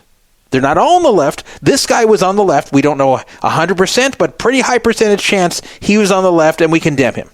How about that? But so many tried so hard not to admit that. And then they say, why don't you vote for our side? Why don't you come over to our side, Todd? Trump's a big liar. Trump is someone who is a big fascist and a grifter. How could you vote for him? How could you be in his party? And I say, when your party stops lying to me, that's when I would consider making a change. You know, and I speak for myself here. It may not be the case for everybody else, but personally, I hate it much more when people talk down to me like they're the experts and they lie to me than when it's just some idiot saying, well, I believe this and I think you're wrong. And from what I've seen, that's what the right has been mostly been doing. Is they say, yeah, you're just wrong. We're right, you're wrong. You're just stupid for believing what you do. And the left says, oh no, we're the ones who have all the education, all the credentials, all the experts, and all the statistics. Let me show you why you're wrong. And then they're lying and they know they're lying. That's really offensive to me. That's much worse. That is abuse of trust and credentialing to trick people. And that's much worse than just being a liar in general. Neither are good. But that's much worse. If you're going to do that shit, I want nothing to do with you as a party. And by the way, I have nothing against people who are on the other side. I have friends who are very much on the left and will never change. And that's fine. I've never blocked anyone in my life for a different political opinion than me. I never will. I've never ended any friendships over differences in politics. The only thing I wouldn't do would be date someone who had very different politics because there'd be no future in it. There's just too many philosophical differences to have a romantic relationship with a future. But that's the only thing I wouldn't do. But friends who are on the left? Sure. Acquaintances on the left that I talk to on social media? Sure. Listeners to the show on the left? I'm happy to have them. I have people saying they're going to block anyone who voted for Trump or who can't condemn Trump today. They're going to block them. Why? Because they don't agree with you? That's just like a little bit of concessions. I give concessions. That's what also pisses me off too, is I'm willing to give concessions. And then they won't. They won't do it back. Or they'll give a concession by saying, oh, I disagree with this Democratic politician, and then they give me some further left talking point. That person's not a left enough for them. Like, that's not what I mean. They know it. You know, close this by, I wrote some things to someone on Facebook, because it's not anyone here knows. I said, here's the number of things I don't like about either Trump or the modern U.S. right in general. So these are criticisms I'm going to put out there of Trump and or the right. A little bit with saying, well, the left does this too, but mostly just criticisms blatantly on them. Listen to this. I don't like Trump's tariffs. I think they are harming the economy. I don't like RFK Jr. or any of his anti-vax stuff. I think the only area he seems to have a good point is regarding dangerous food additives, and those have increased over the years. So he's got a good point there that needs to be curtailed. But other than that, I think he's a crackpot. I did not like Trump's pointless antagonism of Canada. There was no point to do that. It just worsened relationships between the two countries. There's no upside to it. It was just dumb. I didn't like what was done to Jimmy Kimmel via Trump's FCC, even though I think Kimmel himself is a jerk. And even though I believe Kimmel was telling reprehensible lies on that broadcast I wrote there. The government should not interfere with speech issues. I did not like Trump's lawsuits against media outlets like the New York Times. That's an interference in speech. I didn't like the way Doge operated. I thought the concept was good about making government more efficient, but the execution was haphazard and harmful. I don't like the way ICE is conducting itself. Again, it's too haphazard and it's causing harm. It's a very major undertaking and it requires thoughtful preparation and transitions, not just running and grabbing a ton of illegals and shipping them back. So they should have started off by going after illegals who are either credibly accused of a crime or already convicted of a crime, especially felonies, and deport them. I have no problem with finding any illegal that's been convicted of a felony, even if they were allowed to stay at that point. I don't care. Anyone who's been convicted of a felony that was illegal here, boot them out. Anyone convicted of a serious misdemeanor, kick him out. Anyone credibly accused of a serious crime, kick him out. But that's where they should have stopped for the moment, and then they should have moved on to a second phase where it'd be figured out what to do next as far as otherwise good citizens who are employed, but also here illegally. And then figured out the best way to go about that, not just the way they did here. And I don't approve of that. I don't think what's going on in Portland with Antifa attacking them is right. And they should be hauled off to jail. But I don't like the way ICE has been doing things. I don't like how the far right has aligned itself with the far left regarding hatred of Jews and spreading false propaganda on behalf of Hamas about Israel. And I know Trump himself is not doing that, so Trump himself has been fine, but there's a lot on the far right who have not been. I did not like how the right dismissed COVID as just the flu or something that was minor. They failed to take the disease seriously when it was a problem in 2020 and 2021. But of course, the left pushed tons of misinformation themselves, which was equally or maybe even more harmful. I did not like Trump utilizing government websites to bash the Democrats or to otherwise push political propaganda. He's been doing that recently. I don't like it. And I don't support Trump using federal troops to attempt to manage crime in cities like Chicago, even if Chicago is otherwise doing so poorly. In D.C., that's a different story because that's a federal territory, so that makes sense why he can do it there. That's more defensible. So that's a lot of things I listed, right? And that's just scratching the surface. There's many other things I could say too. So how come I can list things like this, and yet I ask leftists on there to say, okay, well, now you try. Now your turn, and they can't do it. I'm glad listeners, I've gotten messages from listeners in the past saying that they're on the left, but they enjoy listening to me, and it makes more sense to them the way Republicans think, and that it kind of opened their eyes to some things, even if they don't agree or change their minds. It kind of at least opens their eyes that it's more reasonable than it appeared before. And I'm very happy to get messages like that. I'm glad that people who disagree with me politically would even want to listen to me. I know most of the show is typically not about politics, but, it's some of that informs it a little bit, my general attitude about things. But I'm glad people who are on the left want to listen to me. And that's actually a compliment. It's one thing for someone who agrees with me on everything to listen, but someone who strongly disagrees and listens anyway, that's much nicer. Unless they're hate listening. If you're hate listening, which I hate to tell you, but every person who does a show with any kind of audience has hate listeners. It's very weird, but you do. You have hate listeners that listen because they don't like you and enjoy hating you.